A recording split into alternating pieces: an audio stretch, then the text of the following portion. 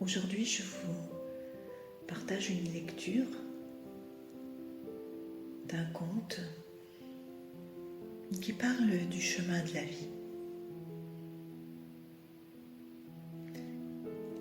Les trois portes de la sagesse. Un roi avait pour fils unique un jeune prince courageux, généreux et intelligent. Pour parfaire son apprentissage de la vie, il l'envoya auprès d'un vieux sage. « Éclaire-moi sur le chemin de la vie, demanda le jeune prince. Mes paroles s'évanouiront comme les traces de tes pas dans le sable, répondit le sage. Cependant, je veux bien te donner quelques indications. Sur ta route, tu trouveras trois portes. Lis les préceptes inscrits sur chacune d'elles. Alors un besoin irrésistible te poussera à les suivre. Ne cherche pas à t'en détourner, car tu serais condamné à revivre sans cesse ce que tu aurais fui. Je ne puis t'en dire davantage. Tu dois éprouver tout cela dans ton cœur et dans ta chair. Va maintenant, suis cette route, droit devant toi.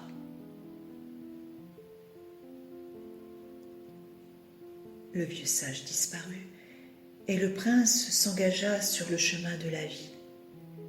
Il se trouva bien face à une grande porte sur laquelle on pouvait lire « Change le monde ». C'était bien là mon intention, pensa le prince, car si certaines choses me plaisent dans ce monde, d'autres ne me conviennent pas. Et il entama son premier combat. Son idéal, sa fougue et sa vigueur le poussèrent à se confronter au monde, à entreprendre, à conquérir, à modeler la réalité selon son désir. Il y trouva le plaisir et l'ivresse du conquérant, mais pas l'apaisement du cœur. Il réussit à changer certaines choses, mais beaucoup d'autres lui résistèrent. Bien des années passèrent. Un jour, il rencontra le vieux sage qui lui demanda « Qu'as-tu appris sur le chemin ?» « J'ai appris, répondit le prince, à discerner ce qui est en mon pouvoir et ce qui m'échappe, ce qui dépend de moi et ce qui n'en dépend pas. » « C'est bien, dit le vieil homme. Utilise tes forces pour agir sur ce qui est en ton pouvoir. Ne t'acharne pas sur ce qui ne dépend pas de toi. » Et il disparut. Peu après, le prince arriva devant une seconde porte. On pouvait y lire « Change les autres ». C'était bien là mon intention, pensa-t-il. Les autres sont source de plaisir, de joie et de satisfaction, mais aussi de douleur, d'amertume et de frustration. Et il s'insurgea contre tout ce qui pouvait le déranger ou lui déplaire chez ses semblables. Il chercha à infléchir leur caractère et à extirper leurs défauts. Ce fut là son deuxième combat. Bien des années passèrent, et un jour, alors qu'il méditait sur l'utilité de ses tentatives de vouloir changer les autres, il croisa le vieux sage qui lui demanda « Qu'as-tu donc appris sur le chemin ?» « J'ai appris, répondit le prince, que les agissements des autres ne sont pas la cause de mes joies et de mes peines, de mes satisfactions et de mes déboires. Ils n'en sont que l'occasion ou le révélateur. C'est en moi que prennent racine toutes ces choses. » « Tu as raison, dit le sage. Ce qui se réveille en toi quand tu es face aux autres te révèle quelque chose sur toi-même. Sois Sois reconnaissant envers ceux en compagnie de qui tu te sens vibrer en joie et en plaisir. Mais sois-le aussi lorsqu'émerge en leur présence la frustration ou la souffrance. Car à travers cela, la vie te montre où tu en es et le chemin qui te reste à parcourir.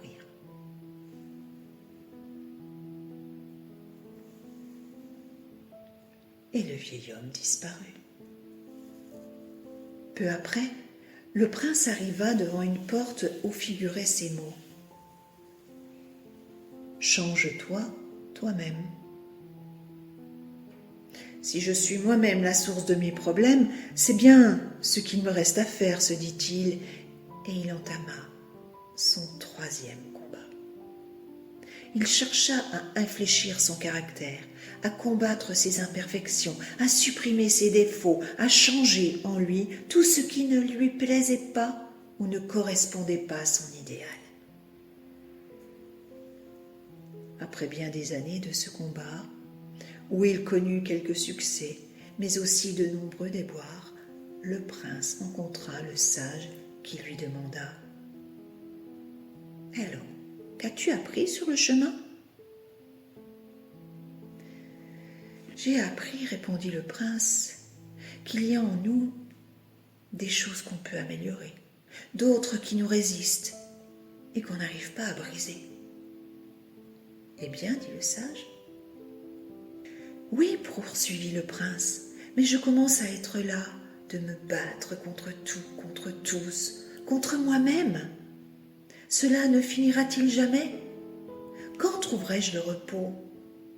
J'ai envie de cesser le combat, de renoncer et de lâcher prise. » « C'est justement ton prochain apprentissage, dit le vieux sage. Mais avant d'aller plus loin, retourne-toi et contemple le chemin parcouru. » Et à nouveau, il disparut. En regardant en arrière, le prince vit dans le lointain la troisième porte et s'aperçut qu'elle portait sur sa face arrière une inscription qui disait « Accepte-toi toi-même. » Le prince s'étonna de ne point avoir vu cette inscription lorsqu'il avait franchi la porte la première fois dans l'autre sens. Quand on combat, on devient aveugle, se dit-il. Il vit aussi gisant sur le sol éparpillé autour de lui tout ce qu'il avait rejeté et combattu en lui. Ses défauts, ses ombres, ses peurs, ses limites, tous ses vieux démons. Il apprit alors à les reconnaître, à les accepter et à les aimer. Il apprit à s'aimer lui-même, sans plus se comparer, se juger, se blâmer. Il rencontra le vieux sage qui lui demanda « Et qu'as-tu appris sur ton chemin ?»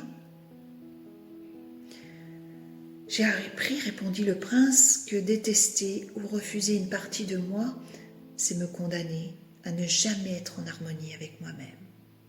J'ai appris à m'accepter moi-même totalement inconditionnellement. » « C'est bien, dit le vieil homme, c'est la première sagesse. Maintenant, tu peux repasser la troisième porte. » À peine arrivé de l'autre côté, le prince aperçut au loin la face arrière de la seconde porte et il lut « Accepte les autres. » Tout autour de lui, il reconnut les personnes qu'il avait côtoyées dans sa vie, celles qu'il avait aimées et celles qu'il avait détestées, celles qu'il avait soutenues et celles qu'il avait combattues.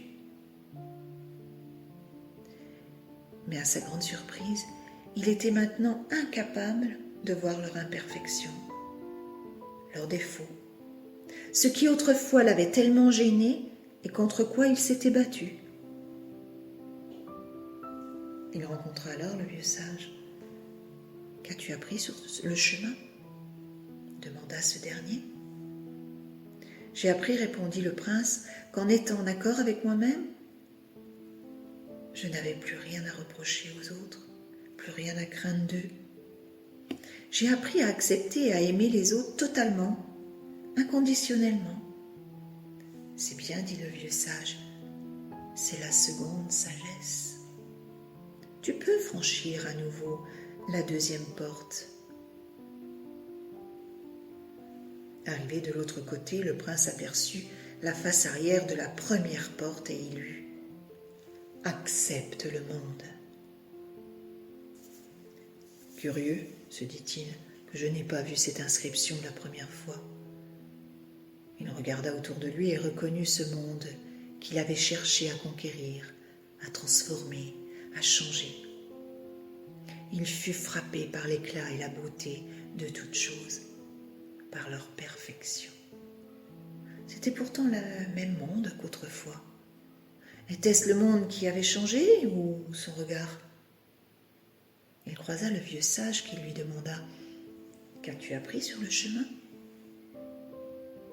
« J'ai appris, dit le prince, que le monde est le miroir de mon âme, que mon âme ne voit pas le monde, elle se voit dans le monde.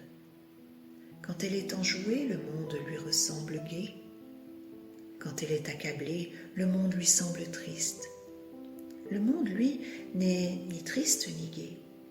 Il est là, il existe, c'est tout. Ce n'était pas le monde qui me troublait, mais l'idée que je m'en faisais. J'ai appris à l'accepter sans le juger, totalement, inconditionnellement.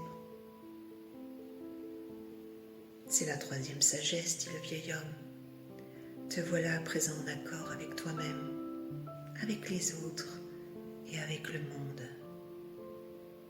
Un profond sentiment de paix, de sérénité, de plénitude envahit le prince. Le silence l'habita. Tu es prêt maintenant à franchir le dernier seuil, dit le vieux sage, celui du passage du silence de la plénitude à la plénitude du silence. Et le vieil homme disparut.